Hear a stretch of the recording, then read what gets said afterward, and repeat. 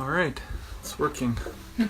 I've never done a concert quite like this before, but none of us have ever really done anything like this before in our generations. My way of trying to make a world a better place is by creating something beautiful in people's lives. My name is Sam Miltich, and I'm a resident of Grand Rapids, Minnesota. I'm a full-time musician. I'm a mental health advocate.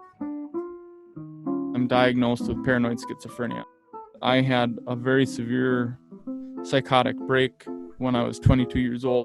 I kind of couldn't go on the road. You know, I wasn't really capable of, at that point, really taking care of myself. I kept working throughout that period, but just not at the same capacity that I was. You know, I wasn't touring nationally or internationally, you know, and I was playing gigs, but mostly around northern Minnesota. I wasn't traveling to the Twin Cities very much. I have all the classic hallmark symptoms of schizophrenia. Really intense paranoia, sort of an obsessive rumination. There's a certain level of just sort of cognitive confusion. 1% of the world population has this illness, and it's just part of my life experience. It was really the combination of taking the psychiatric meds, which got the symptoms under control enough that I could go to therapy and do the work necessary to recover. Hi, everybody. You can probably hear my cats, hear my kids playing melodica downstairs, so that's kind of fun. I started the Patreon deal when the pandemic hit. We've never dealt with something like this in our lifetimes on this grand of a scale.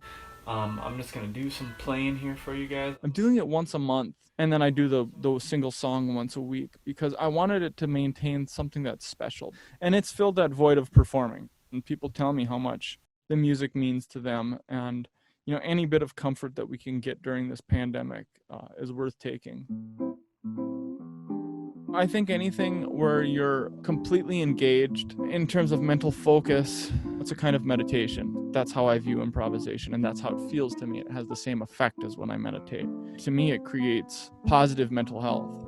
Because of this sort of slowdown and pace of life, a lot of my psychotic symptoms are much better. I'm outside more, I'm eating better food, I'm sleeping better because I'm not on the road traveling. And so there are positives, but then there's the existential questions of, God, what is this all about? Why are so many people dying? The three words that come to my mind are adaptation, acceptance, and gratitude. I've had to do that in my personal life with certain losses. Yeah, I was just thinking about how I can't hear out of my left ear anymore. I lost all the hearing in my left ear last winter. It's been wickedly hard to adapt to having lost half of one of your senses that you use for, you know, your life's passion. And I've had to say, you know, you can grieve this loss, or you can be miserable and bitter about it, or you can have gratitude for what you still have, which is the hearing in your right ear. I'm actually really grateful to this one because, you know, I got this guy right down by the sound hole, so I'm pretty pleased that I still got that guy. So I can be angry and bitter about the fact that I have to take medication for schizophrenia, or I can feel gratitude for the fact that it's given me the life that I have. One way I've thought about this pandemic is, you know, people are kind of upset about how much life has changed. We want to go to a restaurant. We want to do what we did. We want to do it the way we used to do it. One of the things that it's done is it's made me just appreciate what I have. We're just being asked to stay home, and I know we can do this communally as a group. We're good enough to do this. You have to hold a sense of gratitude that you still are alive, and that you have a good life, and that you have people that love you, which is kind of the most important thing, is to have love in one's life.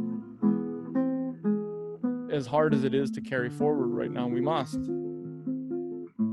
Our survival as a species has always been our incredible ability to adapt to whatever circumstance that we're thrust into.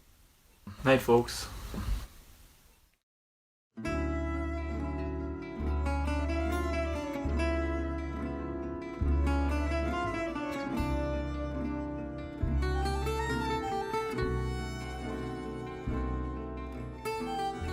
Funding for Intersections is brought to you by the Arts and Cultural Heritage Fund and the citizens of Minnesota.